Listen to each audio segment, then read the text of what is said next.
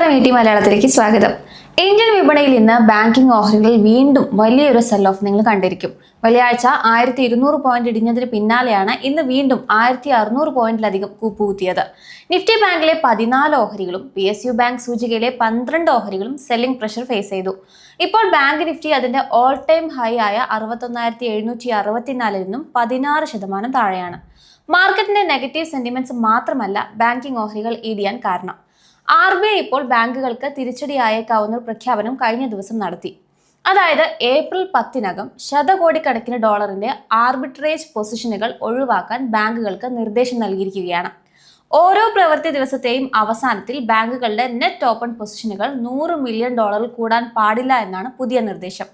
എന്താണ് ഇവിടെ RBI പറഞ്ഞത്? അത് മനസ്സിലാക്കണമെങ്കിൽ ആർബിട്രേജ് പൊസിഷനുകൾ എന്താണെന്ന് മനസ്സിലാക്കാം. ഒരേ സാധനം വില കുറവുള്ള ഒരിടത്തു നിന്ന് വാങ്ങി വില കൂടുതലുള്ള മറ്റൊരു സ്ഥലത്ത് വിറ്റ് ലാഭം ഉണ്ടാക്കുന്ന രീതിയെയാണ് ആർബിട്രേജ് എന്ന് വിളിക്കുന്നത്. അതായത് നിങ്ങൾ 1 കിലോ തക്കാളി ചന്തയിൽ നിന്ന് 20 രൂപയ്ക്ക് വാങ്ങിയെന്ന് കരുതുക. എന്നിട്ട് നാട്ടിൽ കൊണ്ടുവന്ന് 25 രൂപയ്ക്ക് വിൽക്കുന്നു. ഇവിടെ നിങ്ങൾ 5 രൂപ ലാഭം ഉണ്ടാക്കുന്നു. ഇതിനെയാണ് ആർബിട്രേജ് എന്ന് സിമ്പിളായി പറയുന്നത്. ബാങ്കുകൾ ഇത് ചെയ്യുന്നത് ഡോളർ ഉപയോഗിച്ചാണ്.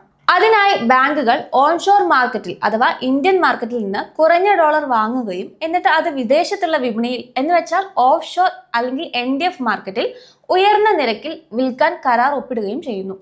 ഇന്ത്യയിൽ നിന്ന് $1 90 രൂപയ്ക്ക് വാങ്ങുന്നു എന്ന് കരുതുക. വിദേശ വിപണിയിൽ ആ ഡോളർ 91 രൂപയ്ക്ക് വിൽക്കാൻ കരാറുണ്ടാക്കും. ഇവിടെ ബാങ്കിന് 1 രൂപ ലാഭം ഉറപ്പായി കഴിഞ്ഞു. ഇതിനെയാണ് സ്പ്രെഡ് എന്ന് വിളിക്കുന്നത്. സാധാരണ ഇതുപോലെ ഒരു ശതകോടിക്കണക്കിന് ഡോളറുകളിലാണ് പൊസിഷനുകൾ എടുക്കുക. ബാങ്കുകൾ ഇത്തരത്തിൽ കോടിക്കണക്കിന് രൂപയുടെ ഡോളർ കരാറുകൾ കൈവശം വെച്ചിട്ടുണ്ട്. ഇങ്ങനെ വലിയ തോതിൽ ഇന്ത്യയിൽ നിന്ന് ഡോളർ വാങ്ങിക്കൂട്ടുമ്പോൾ അത് വിദേശത്ത് വിൽക്കാൻ വേണ്ടിയാണെങ്കിൽ പോലും ഇന്ത്യയിലെ വിപണി ഡോളറിന് ക്ഷാമം വരും. അത് രൂപയുടെ മൂല്യം വീണ്ടും താഴേക്ക് പോകാൻ കാരണമാകും.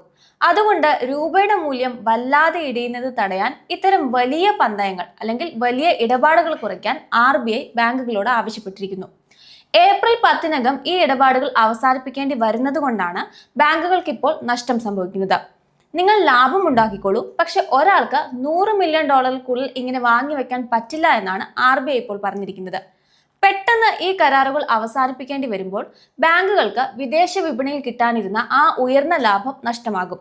ചിലപ്പോൾ വാങ്ങിയ വിലയേക്കാൾ കുറഞ്ഞ വിലയ്ക്ക് തിടുക്കത്തിൽ വിൽക്കേണ്ടിയും വരും.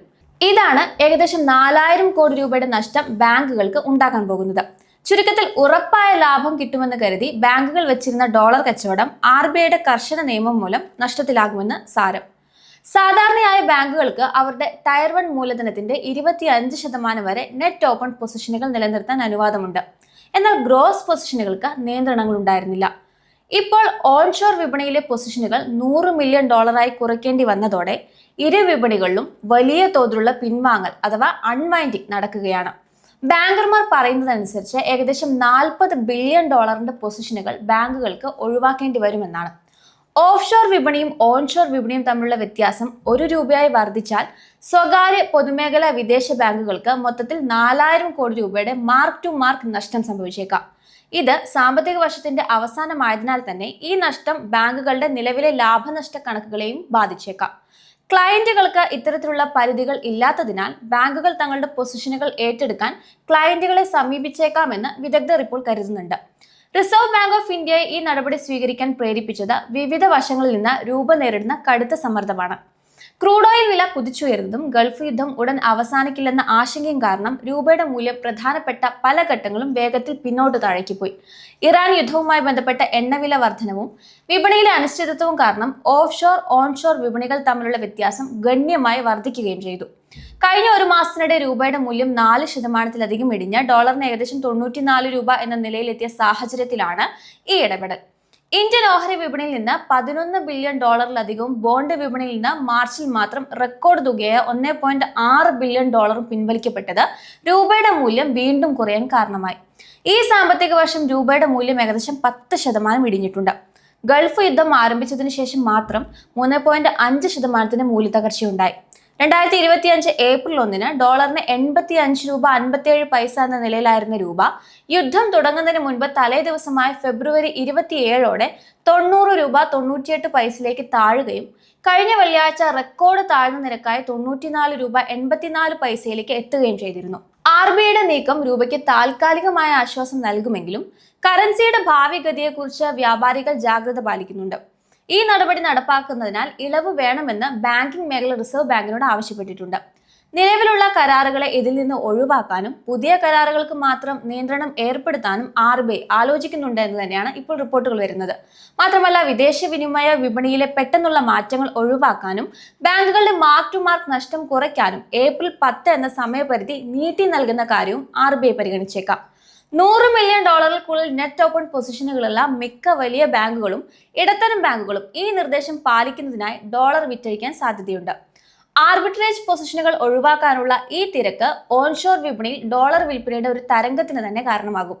എന്നാൽ വരാനിരിക്കുന്ന ഈ നഷ്ടത്തെ ഒരു വലിയ പ്രതിസന്ധിയായി കാണേണ്ടതില്ല എന്നാണ് ഇപ്പോൾ പല അനലിസ്റ്റുകളും വിലയിരുത്തുന്നത്. കാരണം ബാങ്കുകൾ ഈ പൊസിഷനുകൾ ഓൾറെഡി എടുത്തിട്ടുണ്ടാവും. അവർ ഇതിനകം തന്നെ വലിയ ലാഭത്തിലായിരിക്കും. ആ ലാഭത്തിന്റെ ഒരു വിഹിതം അവർക്ക് നഷ്ടപ്പെടുമെന്ന് മാത്രം. വലിയ പൊസിഷനുകൾ എടുത്തിരിക്കുന്ന സിറ്റി പോലുള്ള വിദേശ ബാങ്കുകളായതിനാൽ അത് നമ്മുടെ വിപണിയെ കാര്യമായി ബാധിക്കില്ല എന്നും അഭിപ്രായമുണ്ട്. പശ്ചിമേഷ്യൻ സംഘർഷം തുടരുകയും ക്രൂഡ് ഓയിൽ വില ഉയർന്ന നിലയിൽ തുടരുകയും ചെയ്താൽ ഏപ്രിൽ ഡോളറിന് 96 to 97 എന്ന നിരക്കിലേക്ക് രൂപ വീണ്ടും സമ്മർദ്ദത്തിലായേക്കാമെന്ന മുന്നറിയിപ്പുകൾ ലഭിക്കുന്നുണ്ട്. അതിനാൽ നിലവിലെ നടപടി എത്രത്തോളം ബലവത്താകുമെന്നതാണ് ഇനി ശ്രദ്ധിക്കേണ്ടത്. എങ്കിലും ഈ നടപടി ചിലർക്ക് ലാഭമുണ്ടാക്കാനും സാധ്യതയുണ്ട്. NDF വിപണിയിൽ രൂപയുടെ മൂല്യം വർദ്ധിക്കുന്നത് ഹെഡ്ജ് ഫണ്ടുകൾക്കും വിദേശ ബാങ്കുകൾക്കും നേട്ടമുണ്ടാക്കും. നിലവിൽ രൂപയ്ക്ക് ആശ്വാസം നൽകാൻ കേന്ദ്ര ബാങ്കിന് കഴിഞ്ഞിട്ടുണ്ടെങ്കിലും ബാങ്കിംഗ് മേഖലയുടെ 4ാം പാദത്തിലെ വരുമാനത്തിൽ ഇതിന്റെ ആഘാതം പ്രകടമായേക്കാം. ബാങ്കുകൾ ഈ സമയപരിധി നീട്ടിക്കിട്ടാൻ RBI സമീപിച്ചതിനാൽ സമയം നീട്ടിക്കിട്ടിയാൽ വിപണിയിൽ പെട്ടെന്നുണ്ടായ ഈ തകർച്ചയ്ക്ക് അല്പം ആശ്വാസം ലഭിച്ചേക്കാം.